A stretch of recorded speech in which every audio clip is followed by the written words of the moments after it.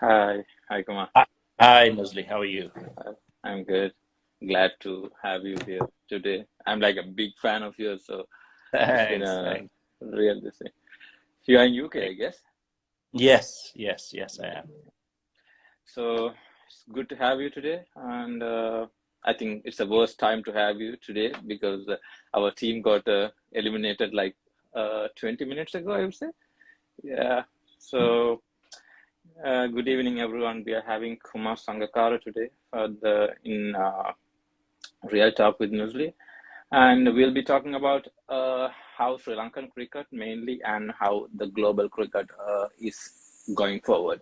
And again, once again, welcome to the show. Come on. Thank you Thank you for very much. being with us today. Great to be here. Yeah. So, first question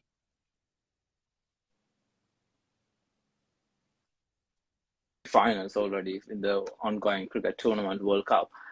Where do you think we went wrong, and what are the departments that we should do better to become a better team in the next Cricket World Cup 2023 in what do you call in India?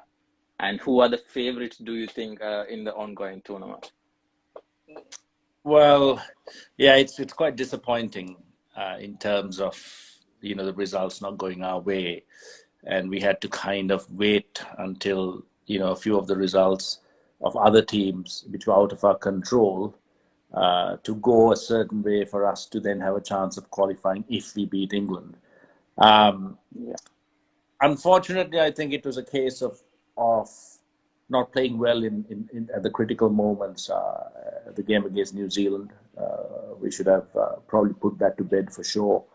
We had opportunities against other sides that we played against, Australia, um, until Stoinis basically took the yeah, game over. Quite a few dropped catches along the way.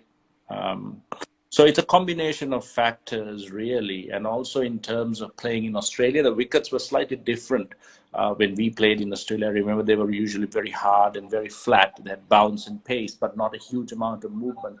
Whereas this time there was movement, maybe because of the rains. It's quite early in the year for cricket in Australia, and it was quite difficult in terms of scoring runs and facing both fast bowling and spin. Usually, if it swings in a little bit, you don't expect a lot of turn in Australia for spin, but because of the rains and the weather conditions, the pitches might have been slightly soft. And it offered grip and turn to the spinners as well. Um, and we weren't just good enough, loosely, in those critical moments, in those tight games, to beat the best in the world. I mean, this would be the one of the closest tournament I would say World Cup ever had, apart from the Yeah, rain. yeah, because of the rain, which is unfortunate, because it kind of gives you the wrong picture of the standards of the sides. We did have Ireland doing really, surprising teams. We had Bangladesh, Zimbabwe, Zimbabwe. We had Bangladesh coming really close against India, and then today fall short. Afghanistan came close today. Yes, Like, yeah, yes. So it's quite interesting in T20 cricket that it kind of put the weather aside. I mean, quality-wise, I think there is a gap in terms of the quality of the sides. You take England, you take New Zealand's a very, very well-drilled competitive side. yeah, You take India, Australia to a certain extent, but they haven't really shown, other than in the previous World Cup, how good they've been as a T20 side. They once made the finals in 2010. But the beauty of T20 cricket is that it kind of evens up the playing field, because you have, it's a bit of a bad time for 2 or 3 overs, and the other side can everything very is gone. surprise. Yeah. Yeah, it doesn't really matter whether you're playing Afghanistan or whether you're playing England or whether you're playing Australia. You have a bad session, and then the match can be gone. So that's the beauty of T20 cricket. And a difference in quality, like I said before, between sides. T20 cricket kind of evens that out. So, but a lot of thinking for us as a side to do in terms of fitness. Number one, unfortunately, we had a lot of injuries. Injuries are quite common, especially in fast bowlers. Unfortunately for us, we had quite a few of them going into the tournament, and then while the tournament was going on, our fielding has to improve quite a lot. And then in terms of our batting, we've had kind of glimpses of what our guys can do. We had a great Asia Cup. We won that. We didn't have a great start to the Asia Cup. It's the same here. We didn't have a great start to the World Cup, but we put ourselves in positions to win games, and we couldn't convert them at crucial times. So also in terms of the depth of our side, we've got great all-rounders in terms of Wanidhu Hasaranga, Dasun Shanaka, Chamik Karnaratna. We have good fast bowlers as well. But the batting unit, really, the engine room has to put things in place, and you have to be able to score between 160 and 180 regularly in T20 cricket to stand a chance of winning. Unfortunately, we weren't good enough.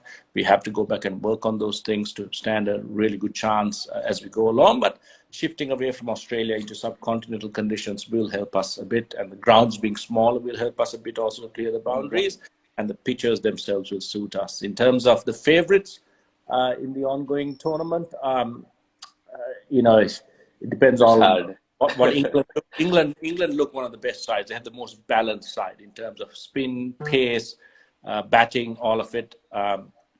Australia playing in home conditions. If they manage to qualify, I'm not sure whether they have been.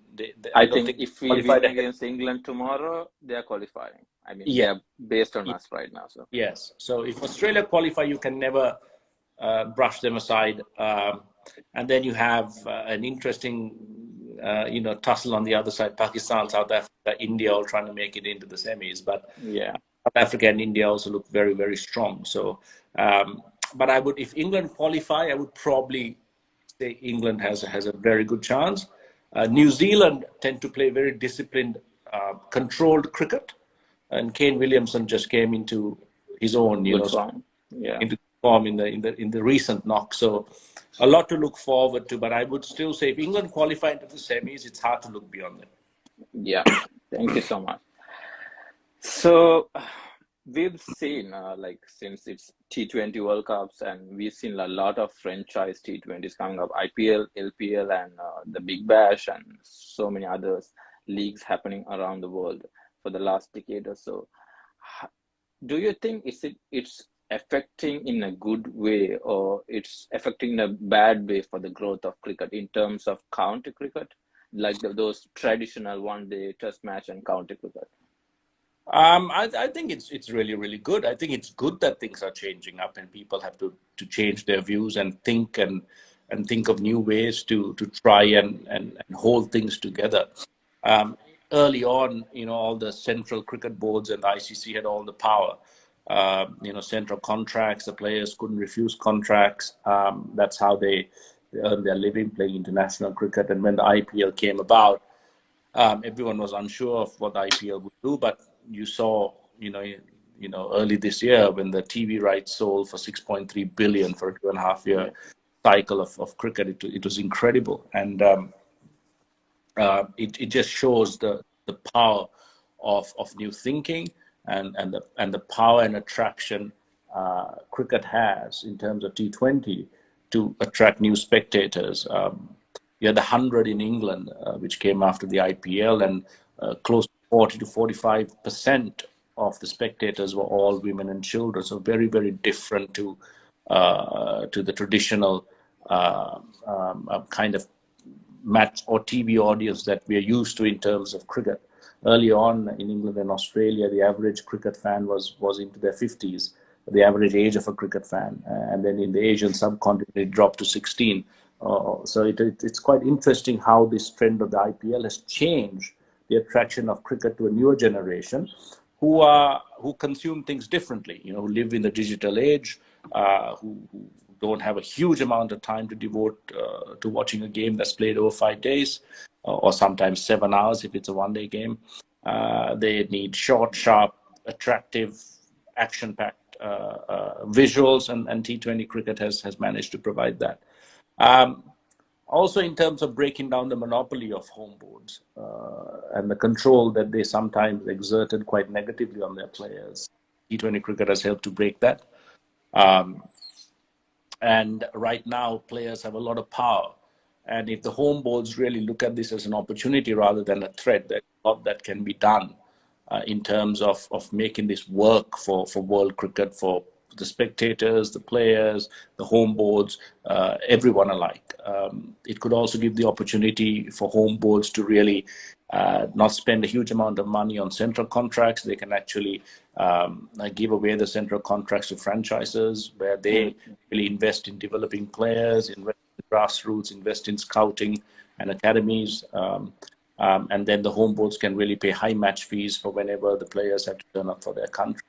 One-day cricket suddenly has taken the place of Test cricket on the chopping block. Earlier, it was a lot about Test cricket, dying out. And we had Brendan McCullum, and England really changed Test cricket around, at least briefly, in the English summer with the way they played their Test cricket. And suddenly, the focus has shifted to one-day cricket, saying, well, how do you make one-day cricket exciting? Is it really viable anymore? Is there room for it? And so there's new thinking that's got to go in there as well. But one-day cricket could go down the way of having a World Cup every 4 years, playing very little international one-day cricket in between. That's why my next question comes up actually. Like we see a lot of franchise that's been happening. So do you think in future cricket will be more like football, like the club franchises, and the international ones will be focused on regional cups and World Cups? And it's quite possible, Nuzly. I think that's quite an interesting premise to kind of grow the game. And you kind of have, your one day, your international teams playing, or your international players really playing for franchises, playing Test cricket regularly for the country, and then playing less of one day cricket, bilateral one day cricket, less of bilateral T20s, and then getting together once every 4 years for an ODI World Cup, 2 years for a T20 World Cup. It actually makes the fans also really want to watch that World Cup because there's not an overdose of cricket in between. And then the players themselves, there'll be enough rest, enough recovery. Test cricket will then again be pride of place because that'll be the one that is regularly played. Then again, you'll have your best players available for that without having to clash with T20 cricket. So there is opportunity here, really, to kind of change the way we've traditionally looked at cricket or played cricket, and really reinvent the Future Tours program. But then that depends on the home boards and the ICC really to discuss with the franchise owners. And you also saw, honestly, now the South African League, the UAE leagues, all of them are being bought up by the IPL franchise owners.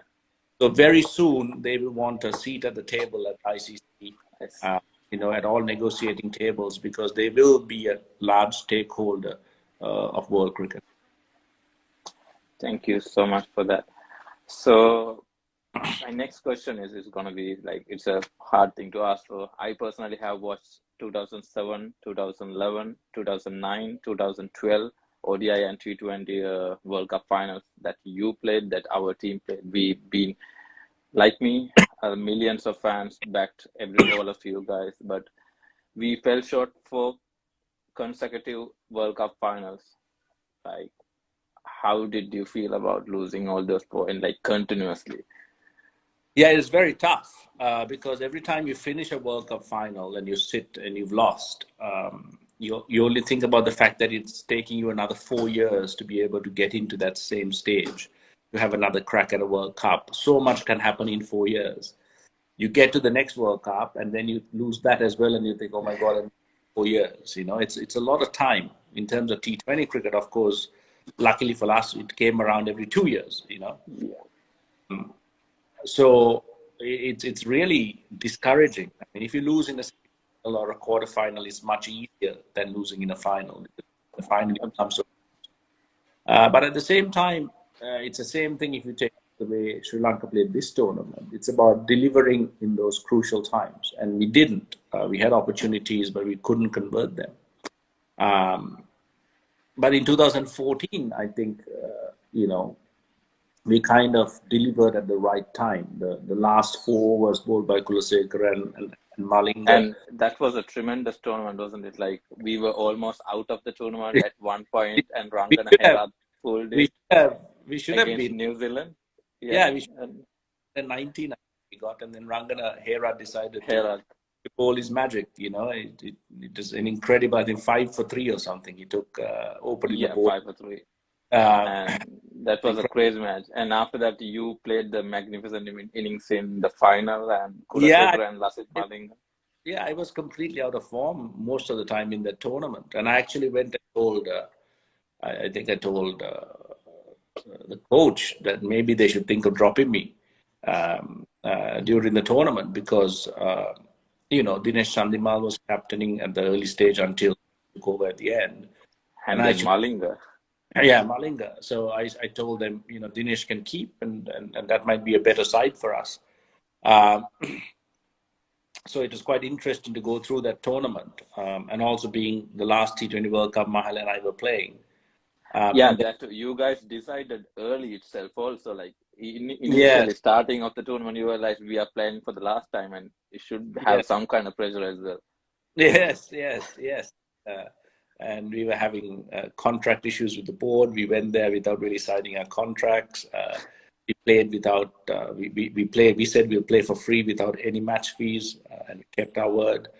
So it was quite an interesting, turbulent time. And of course, It was, most times it goes through these. yeah, But it was great. I mean, to finally end up on the winning side was fantastic. And I mean, Rangana Herat, Lasith Maling, Nuwan Kulasekara. I mean, Nuwan Kulasekara doesn't always get spoken of in the same breath as a Lasith Maling or Shamim Devas is, of course, a legend. yeah, So is Lasith. But Kulasekara, he was an absolute match winner in his own way. And he was a great man, always working as hard as he could. And when he was bowling well, and even in Australia in some of the one day, he was just exceptional.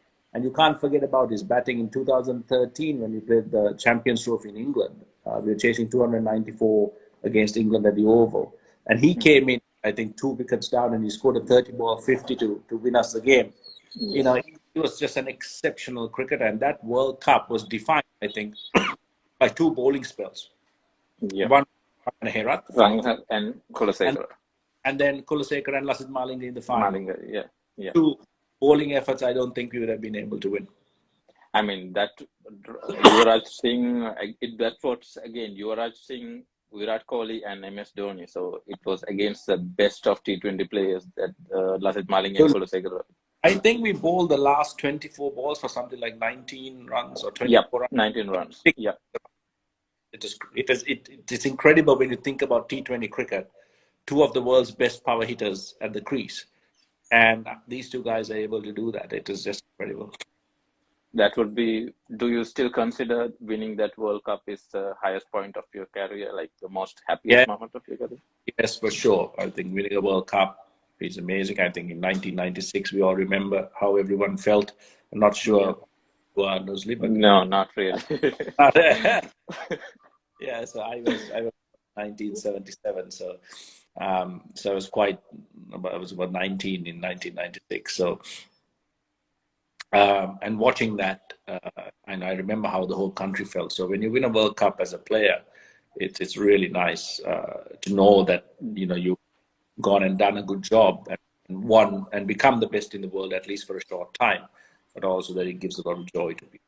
Do you still believe that's a better time than scoring 4 World Cup centuries in a trot in Yeah, 2019, 15, right? 19, like that. that's 15 years. Yeah, Yeah, because the whole point is that even if you score 0 and your side wins, it's a better feeling than scoring 100 and one side loses.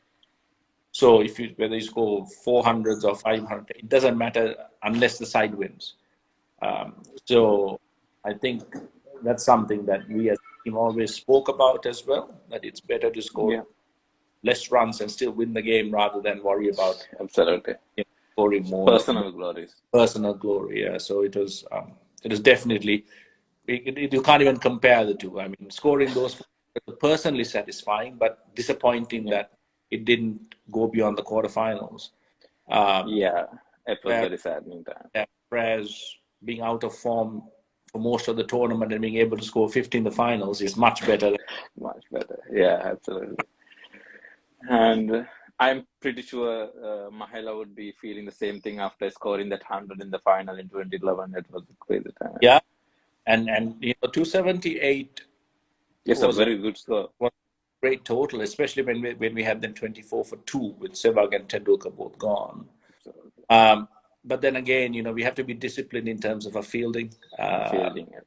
Yeah, the dew came on, which worked in India's favor. Unfortunately, we were playing a 6-5 combination because Angelo Matthews got injured.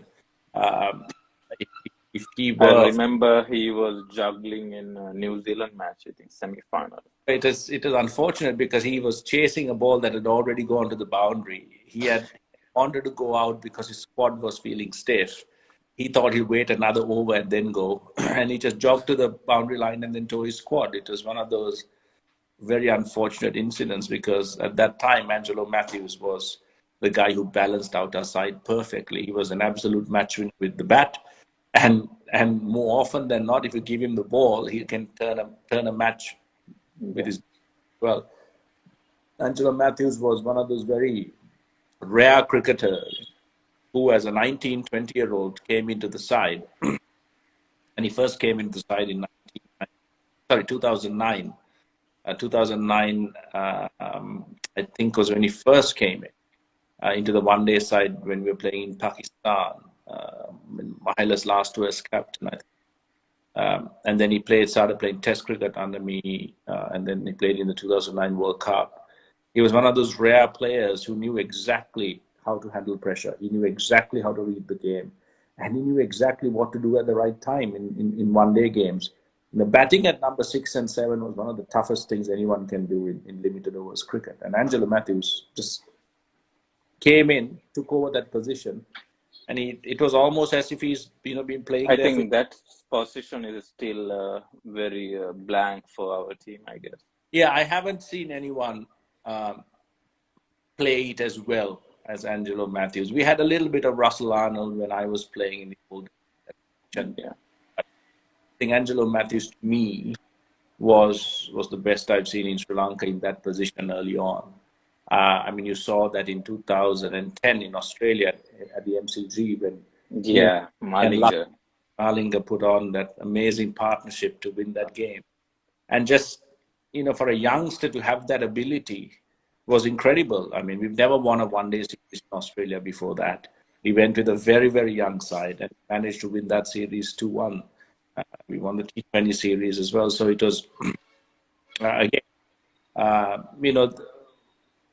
that kind of hitting and ability, losing that, on the eve of a final or in the I semi-final was. think that Angelo Matthews' career basically got down after the injuries, that continuous injuries that we had. Yeah, he had a lot of injuries. To me, and should have by now scored 10,000 runs in Test cricket, 10,000 runs in one day. He's amazing, amazing talent, but he had a lot of setbacks. And it was unfortunate that he couldn't get on the park as often as he could. But yes, it's still, when I look back at that talent, I think he could have done a lot more. But even with his limited availability, he's done a lot for sure. So I will move to the next question. Like, I want to ask you, like, over the years, we've been seeing a lot of players coming into the side from the west, south, and central part of the community. Why don't we see it coming from north and east as well? Like, we've been seeing very low number of people coming, like players coming from that side. Any particular reason behind that? Well, I think they've been deprived of the opportunity, number one, with the war. Mm-hmm. A very, very limited opportunity to play cricket. They have no facilities with which to play cricket. In 2011, when the ICC was coming here with the World Cup, they asked me, because I've been a ThinkWise ambassador for the ICC for a long time. So they asked what kind of awareness programs on HIV and AIDS should they do in Sri Lanka. And I went and said, actually, there is something that is also vital in Sri Lanka, which is post-war reconciliation and sport, especially for the in cricket.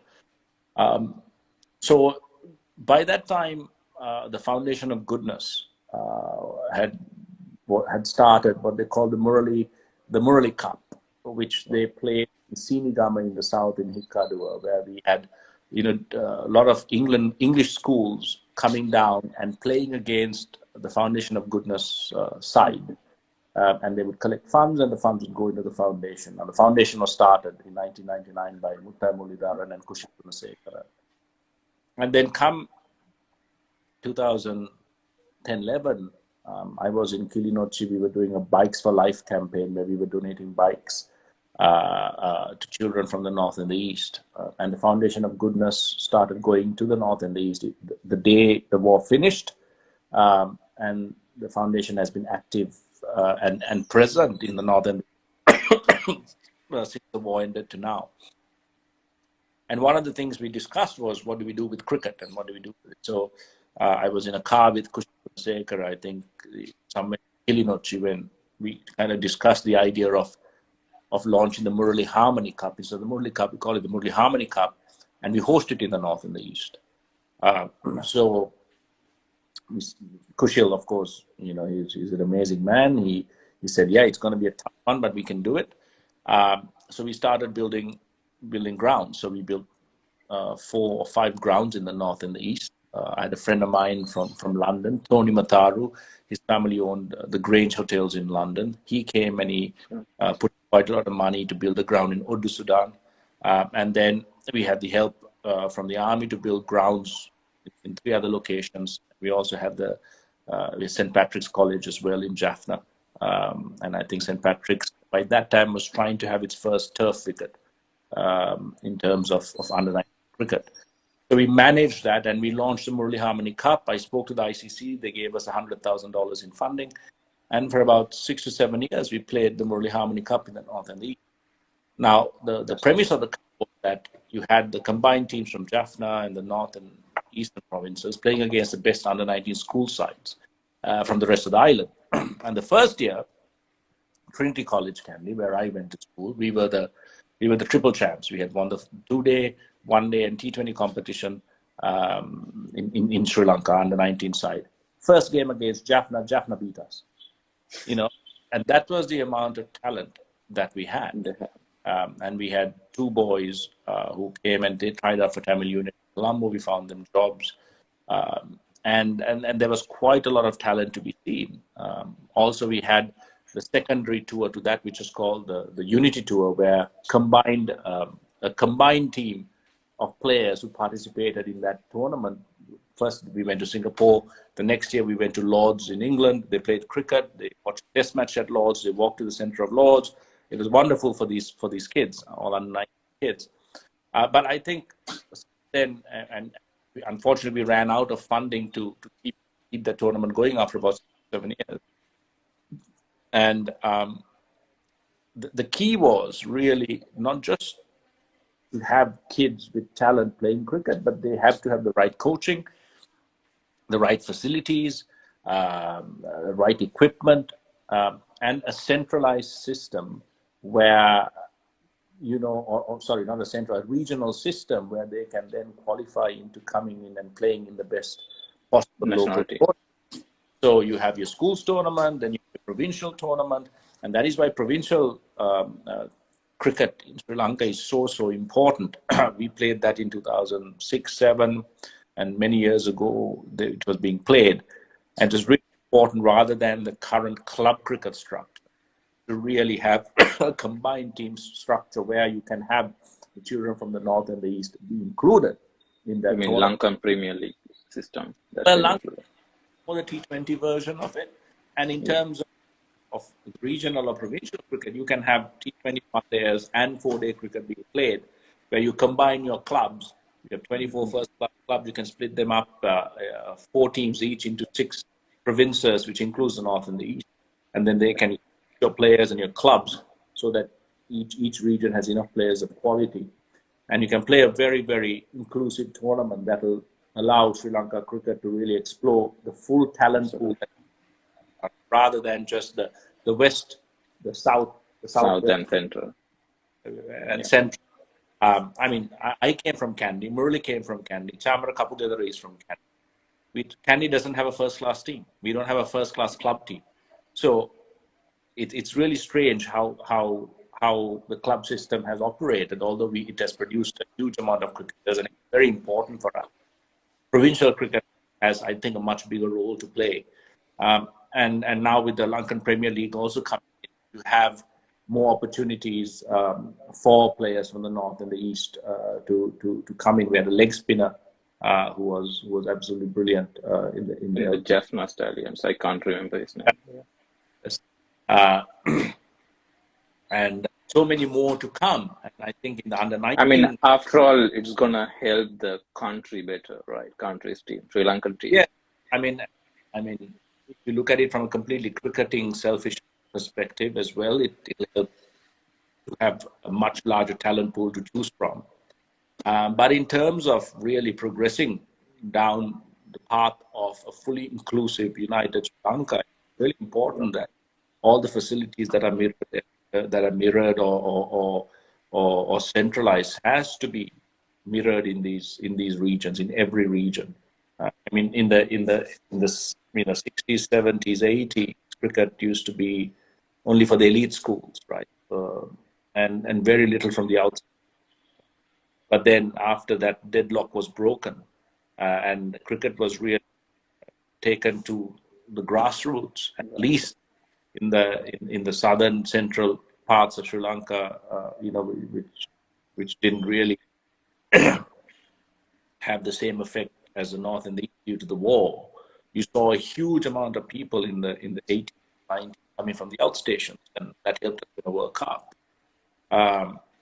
So now, after 2000, I think it's really important that sport facility opportunity are all equalized across the country, north and the east, especially the accelerate, because the talent that I saw and I still see is unbelievable. Yeah. Hopefully, we can not only in cricket, we can count and get the unity in everything else as well, so that as a country we can go forward and win in everything as possible, as much as possible. My next question for you, Kumar, is like about our women cricket team. So after 14 years, they went to the Asia Cup final and they lost the final against India, but they keep shining. I mean, they're like keep shining. And next year we have the T20 World Cup, Women's World Cup as well. What is your message for them, like where they should be, like, focusing on if they want to go forward and, participate? I think they've done an amazing job, the women's cricketers, in very difficult circumstances. I don't consider them to be really professional cricketers because we have to do so much more as a country and as Sri Lanka cricket, the cricket board itself, to really give them more facilities, better opportunities, better pay to really get the best out of them. They're playing this well with very, very bare minimum in terms of finances, in terms of training, in terms of opportunity. So looking at that, I think what they've achieved is incredible.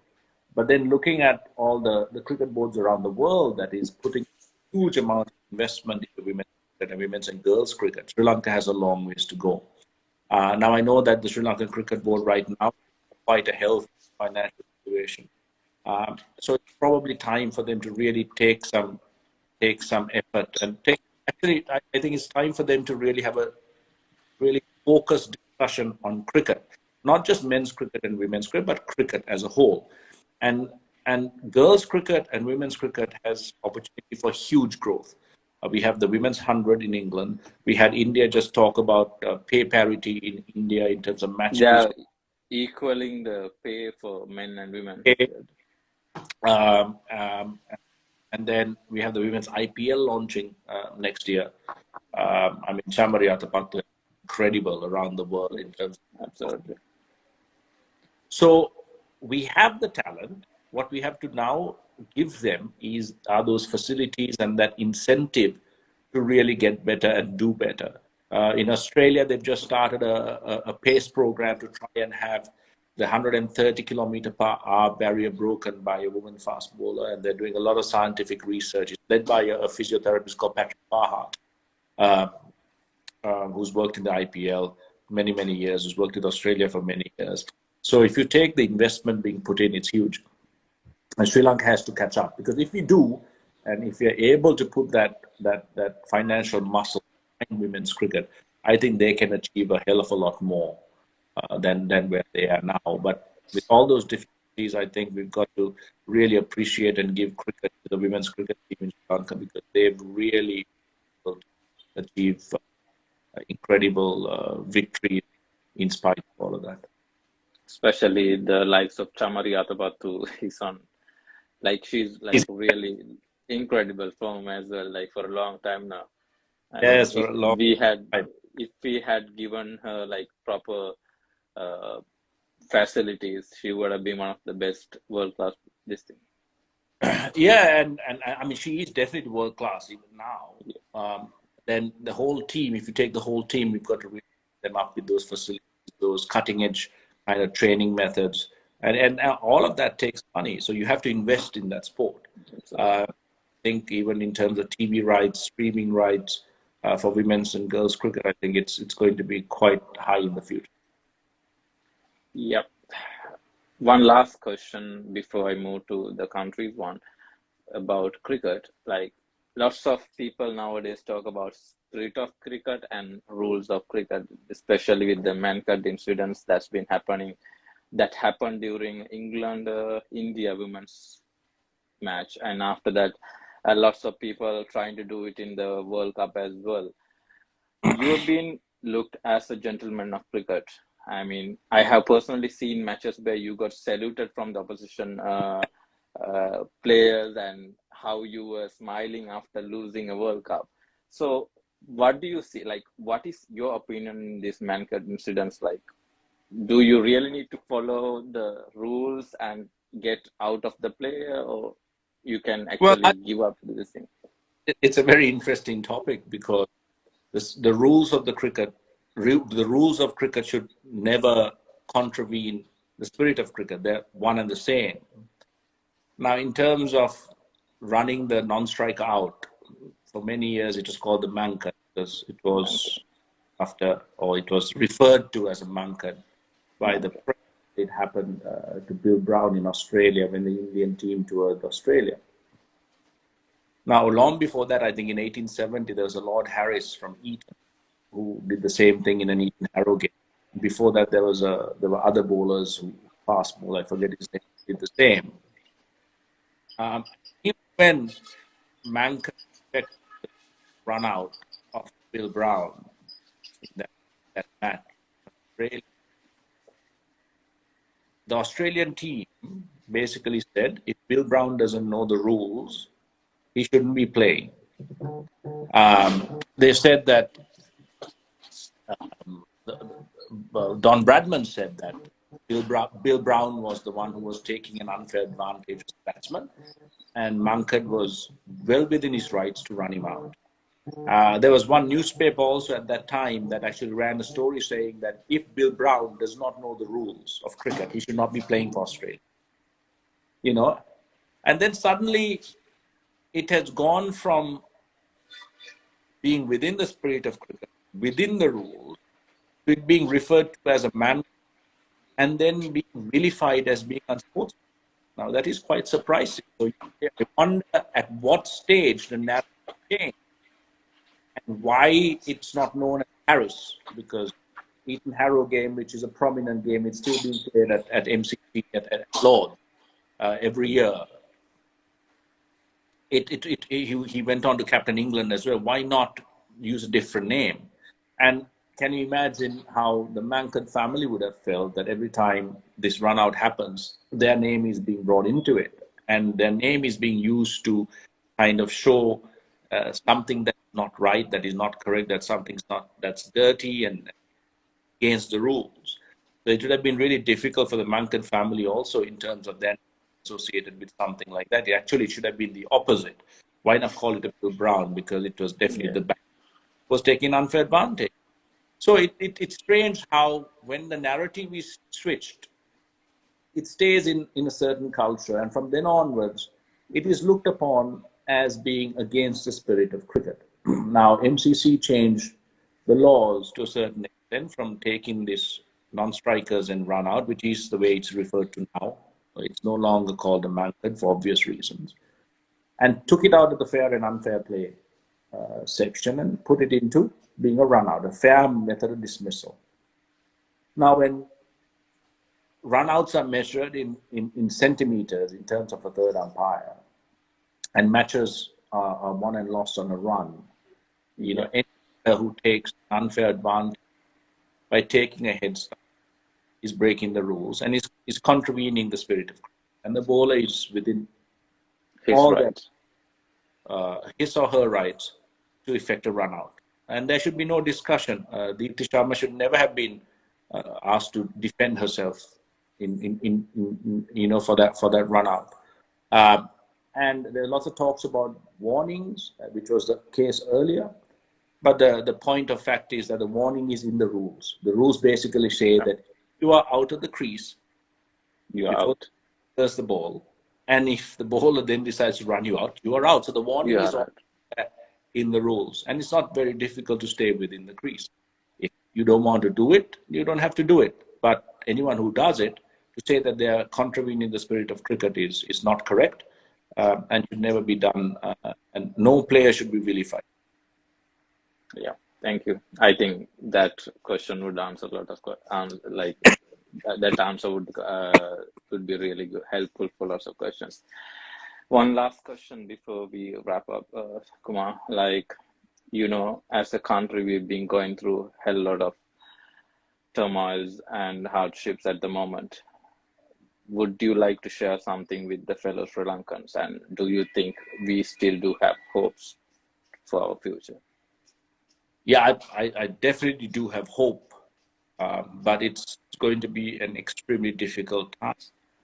And in Sri Lanka, even in the best of times or the worst of times, the same section of people always suffer. And that same section of people are suffering even more at the Yep. minute of inflation, in terms of energy costs, in terms of every single thing to do with living a daily life.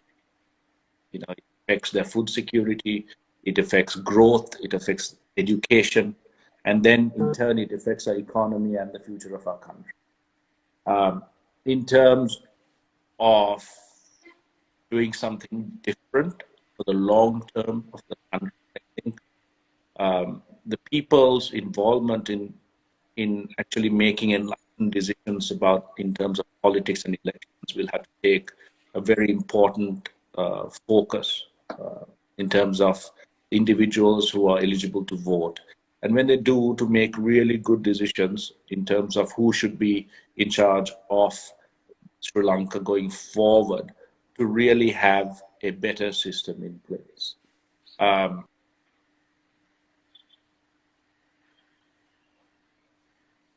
We lost your voice. Okay. For our young leaders and the younger generation who showed immense courage and leadership in the recent past, to understand that you have to be within the system as well to effect real and lasting change. So when the opportunities do arrive to enter politics and to enter politics with a vision, with a plan, with a determination to ensure that you want to go through a tough time and make politics not a career, but a starting point for something that is going to impact the people of Sri Lanka and Sri Lanka itself positively, whether it's 4 years, or 5 years, or 10 years, it doesn't matter. But the whole point is to be able to have an idea of yourself in the Sri Lankan context and how you are going to affect not just your lives but the lives of others in your country. And if for Sri Lanka in the short, medium, and long term, that will have a lot to do with politics and policy at a national level. So I think it's going to be a very, very difficult time. I know it's being said over and over again. Things will get harder before it gets better, but for a lot of us, we can manage. But for the huge majority of Sri Lanka, the time is past, but they can't manage. They're really suffering. There's a huge amount of people leaving the country. There are a huge amount of people who are desperate. But for all of that to change, the systems have to change, but at the same time, the people also have to take, responsibility to change that and to be involved in the politics of Sri Lanka in a determined, in a positive and enlightened manner is incumbent, especially upon the younger generation. And because of that, and because of what I've seen with the younger generation, Nuzly, I am filled with hope because life and careers don't last forever. And there are opportunities for new thinking, for new leadership in Sri Lanka or in any country, and especially for us. That is an opportunity to change the course of a country. Yeah, let's say fingers crossed. Let's hope everything will change. But like you said, it's gonna be hard before it get better. Thank you so much for joining me.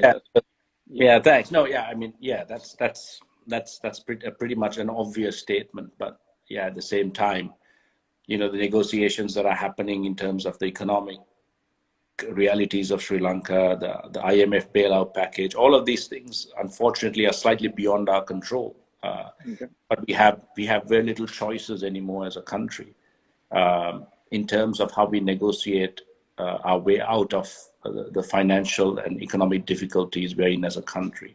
But beyond that, once that is negotiated and there is a settlement or some sort of solution in place, the struggle of the country will continue. And therein lies the opportunity for young leaders to step in and take on the responsibility of steering Sri Lanka towards better days. Thank you so much. Thank you so much for joining with us today. Thank you. It's really an honor to have you today. Thank you. Thanks. Thank you very much. Thank you. Have a good day.